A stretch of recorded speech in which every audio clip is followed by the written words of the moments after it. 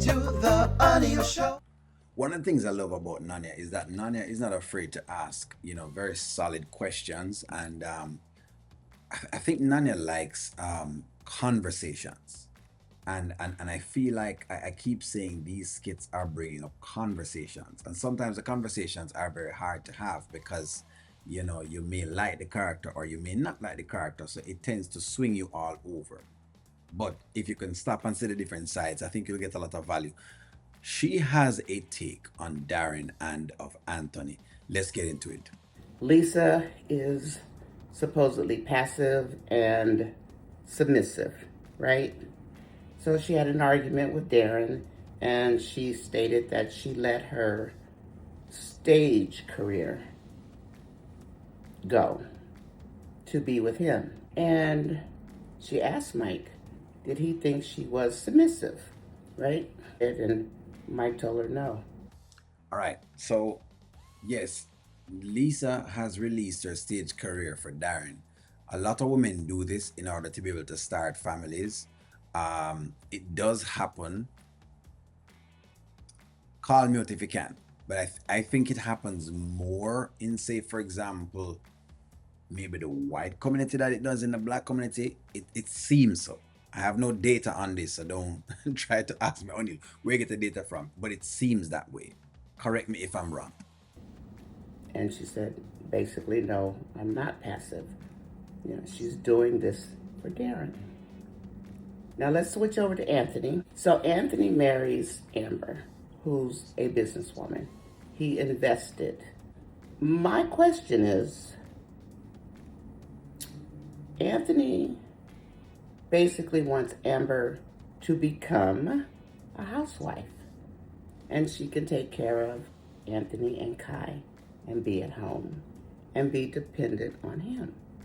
All right.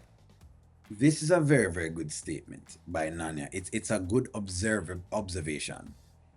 Here is the truth with this. When men start making a certain amount of money, when men start to make a certain amount of money, especially when they pass six figures and you're talking about them going closer to seven figures, yes, they are going to more prefer a housewife than they are a woman who's trying to go out for a career. That is true. Let me say that again. As a man is starting to earn a certain portion of money, let's say he's making $500,000 per year, he's not going to want you to be working at the same time while he's working, because as far as he's concerned, you need to have the time for him. This is something that women may not agree with, but that's just the truth of the matter. What is going on is that some people like this and some people don't like this. Women who are trying to go get their own bags are always going to clash with a man that is like this. And sometimes the clash that you're seeing with Anthony is happening because of this particular dynamic. This is why Amber may need, and maybe this is what they're probably trying to show you, Amber may need a man who doesn't make as much money so that the both of them can do things together. And Anthony may need a woman that don't make as much money so that he can take care of her because she likes that. And I think Shayla may be that. I'm not making this up, right? This is the real thing. So the restaurant. Anthony bought that restaurant. Anthony saw the numbers. He's a businessman. He saw the numbers. He saw it was flailing, but he gave it to Amber after taking away Bar 44, which was being very productive. So, did he buy the restaurant so that it could fail? He never offered any marketing because that's what she needs. He never offered any real support at all. This is a very tricky statement to say he bought it so that she could fail, but it's a good question nonetheless, and I'm not going to negate the question. I feel like he bought the restaurant on the sole premise that she wanted something. I think it's more of she wanted he allowed her to, liquidate her portion in bar 44. And so I think y'all were correct in saying that to compensate for that, he gave her this restaurant. Now, personally, I really personally believe that she was going to turn the restaurant around, and I'm hoping that she does to prove me right that she is this businesswoman that they're making her out to be.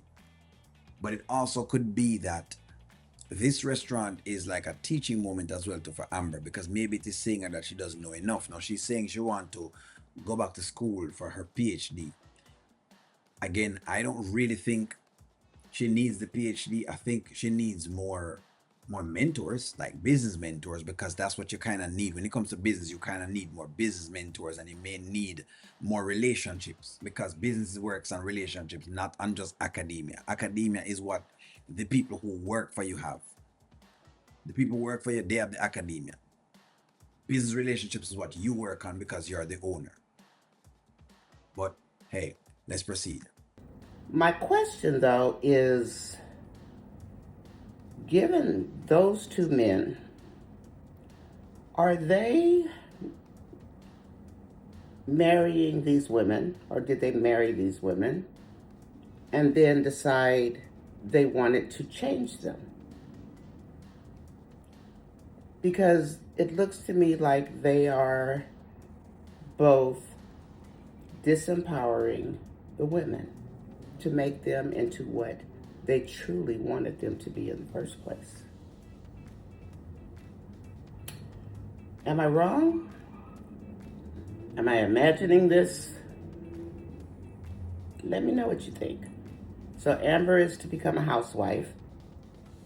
No business needed. She's got Anthony. She's got the mansion. She should be happy to be married to Mr. Dalton and live in the mansion.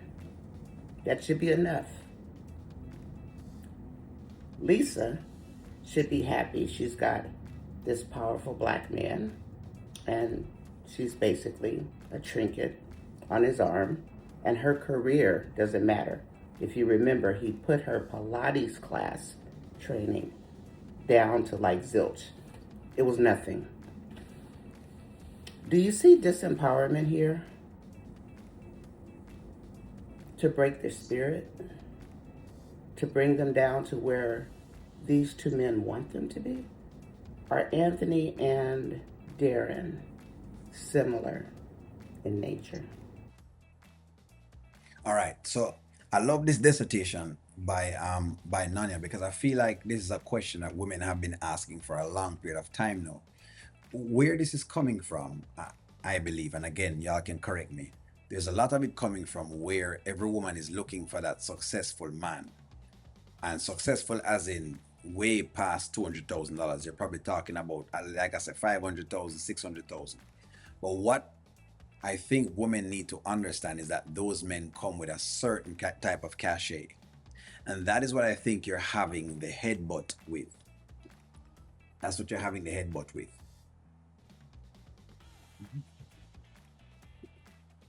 So men of a certain amount, a portion of money, bring a certain cachet. And what I think a lot of women are not understanding is that if you're trying to go for one of these men, which is kind of something that even Kevin Samuels was talking about in his dissertations as much as possible, because you have to understand men. I think women are trying to make men into what they want them to be into. Follow me, follow me. I want you catch me. Here's what I mean. Men like that are the way they are. In other words, the more money they make is the more they're going to demand of time from you. So they want more time from you because they don't have as much time to give. So as far as they're concerned, they want you to be doing certain things for them, whether it's staying home and taking care of this and taking care of a child or whatever it is that they're asking you to take care of. But that's generally how they come.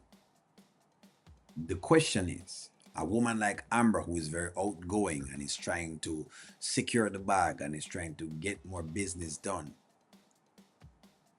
why marry a man like that? Because you're not equally yoked to a man like that. And I think that is where we're having issues in terms of between males and females. That's where we're having an issue. Because if I were to meet a woman, and I mentioned this last night, let's say I met a Mariah Carey, just like Nick Cannon. That's it happened to Nick Cannon. Mariah Carey is way wealthier than anything else. She now becomes that type of woman who makes all this money. And if I don't make as much money, then yes, she's expecting to see me most of the times. Now it's up to me as to if I want to take on that. But that's what I would have become to a Mariah Carey. But I, as a man, understand that. I get what I would be walking into if I were to take that on. So I feel like the question is going into the whole idea of being yoked. Are we choosing the people that we're yoked to? Or are we just saying we want a man with money and the bag and then not sure what that man with the money and the bag comes with and what his needs are of you? Because that's what I think has occurred when it comes to Darren and it comes to Anthony.